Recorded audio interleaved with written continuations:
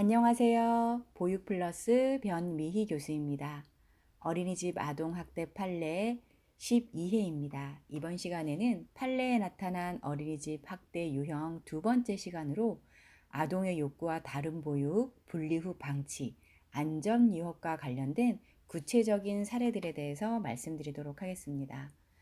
지난 시간에는 저희가 적절한 보육을 제공하지 않았다는 이유로 학대로 판결받은 사례에 대해서 말씀드렸고요. 이번 시간에는 강제로 극간식 먹이기와 같은 아동의 욕구와 다른 보육, 또 분리 후 방치하는 부분, 훈육을 목적으로 분리한 이후에 방치하는 그런 사례들, 또 아동의 안전을 위협하는 사례들에 대해서 말씀을 드리고, 다음 시간 제13회는 부적절한 신체 접촉으로 인해서 학대로 판결된 부분에 대해서 말씀드리도록 하겠습니다.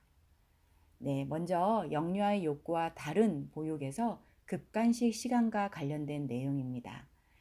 2017년 대법원에서 신체 학대로 판결된 부분인데요. 만 1세 영아입니다. 수차례 고개가 뒤로 넘어갈 정도로 깊숙이 숟가락을 넣었습니다. 이 부분은 영아의 신체에 손상을 줄 수 있다라고 판단돼서 신체적 학대로 판결되었습니다. 두 번째는 울산지방법원에서 2017년도에 정서적 학대로 판결된 부분인데요. 피해 아동의 상의를 잡아당기고 왼쪽 다리를 손으로 눌러 자세를 강압적으로 교정하고 양손으로 아동의 양쪽 팔을 잡아당긴 후 숟가락을 쥐고 있는 아동의 오른손을 잡고 그 숟가락을 아동의 입에 넣어 강제로 먹게 했습니다. 만 3세 아동이고 점심을 먹지 않는다는 이유로 아이를 정말 움직이지 못하게 그렇게 강압적으로 자세를 교정한 다음에 숟가락을 아동의 입에 넣어서 강제로 먹게 한 행위를 했고, 이 부분에 대해서 정서적 학대로 판결되었습니다. 두 번째는 분리 후 방치와 관련된 부분인데요. 급간식 시간입니다. 대법원에서 2017년도에 정서 학대로 판단하였습니다. 만 1세 영아고요. 밥 먹는 곳에서 떨어져서 혼자 40분 동안 앉아 있게 했습니다. 40분 동안 혼자 분리하고 방치한 거죠. 어떠한 상호작용이나 아이를 지원해주는 보육활동이 전혀 없었죠. 그래서 이런 부분 정서학대로 인정되었습니다. 두 번째는 굉장히 많은 수차례, 여러 차례에 걸쳐서 아동을 다른 아동과 분리하여서 혼자서 극간식을 먹게 했고요. 또 언어 영역에서 혼자서 먹게 했습니다. 4세 아이였고요. 이런 부분들 정서학대로 판단되어서 전주지방법원에서 2018년도에 판결을 내렸습니다. 계속해서 분리 후 방치 놀이 장면입니다. 2019년 부산지방법원에서 정서적 학대로 판결된 부분이고요. 친구들이 놀고 있는 책상에 반대쪽으로 의자를 돌려놓고 계속 울고 있는데도 10분 동안 아무런 조치를 취하지 않았습니다. 책상에 반대쪽으로 의자를 돌려놓으면 다른 친구들을 볼 수가 없잖아요. 분리를 한 상황이고 또 울고 있는데도 교사가 10분 동안 아무런 조치를 취하지 않았습니다. 이런 부분들은 분리 후 방치로 인해서 정서적 학대에 해당된다는 거 기억을 하시면 좋겠습니다.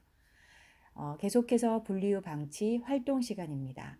2019년도에 수원지방법원에서 정서적 학대로 판결된 사례부터 먼저 말씀드리면, 연령은 구체적으로 나와 있지 않은데 교사가 아동에게 활동하는 시간에 타임아웃의 구체적인 규칙과 방법, 그리고 타임아웃에 대한 이유를 설명하지 않고 상당한 시간 동안 수업 시간에 배제하고 방치하였습니다. 상당한 시간이 몇 분인지도 제시되지 않아서 이렇게 표현할 수밖에 없는 점 여러분들 양해 바라고요. 활동 시간에 아이를 분리한 다음에 방치하는 부분, 이런 부분들은 계속 정서적 학대에 해당된다는 거 기억을 하시기 바랍니다. 그리고 2019년도에 대법원에서 방임으로 판결된 사례를 좀 말씀드리면, 좀 이 사례는 좀 독특합니다. 원장과 교사가 싸웠습니다. 사실 원장과 교사가 영유아가 보는 앞에서, 또는 영유아가 직접 보지는 않다고 할지라도 그들의 싸우는 목소리를 들을 수 있는 상황이라면 이것도 굉장히 정서적 학대에 해당되는 위험한 상황인데, 싸운 다음에 원장은 보육실을 나가고 보육교사는 화가 났겠죠. 그러니까 피해 아동을 방치하는 이런 이제 상황이 벌어졌죠. 그래서 이 부분도 아동 방임으로 판결되었습니다. 세 번째는 안전 위협과 관련된 부분입니다. 안전 위협과 관련해서는 2017년도에 대구지방법원에서 정서학대로 판단된 부분 말씀드리겠습니다. 수업 시에 책상에 앉았다는 이유로 160cm 높이의 캐비넷에 만사세 유아를 올렸습니다. 아이는 굉장히 불안했겠죠. 160이면 여자 성인 키 정도 되는 부분인데 그렇게 높은 곳에 아이를 올려놓으면 아이도 굉장히 이제 불안하고 떨어질까 봐 걱정하고 이런 상황이 있는 거죠. 이 부분 정서적 학대로 판결되었습니다. 그리고 창원지방법원에서 2018년도에 정서적 학대로 판결된 사례는 상황이라든가 연령은 제시되어 있지 않은데 아동을 창고에 가두었습니다. 당연히 이 부분은 학대에 판단되겠죠. 그래서 아동의 안전을 위협하는 행위도 학대로 판단된다라는 거 여러분 잘 기억하시기 바랍니다. 이번 시간에는 최근 3년간의 아동학대 판례 중에서 세 가지 행위 유형에 해당되는 부분의 구체적인 행위들에 대해서 말씀드렸는데요. 영유아의 욕구와 다른 보육, 또 분리 후 방치하는 부분, 안전을 위협하는 부분에 대해서 말씀드렸습니다.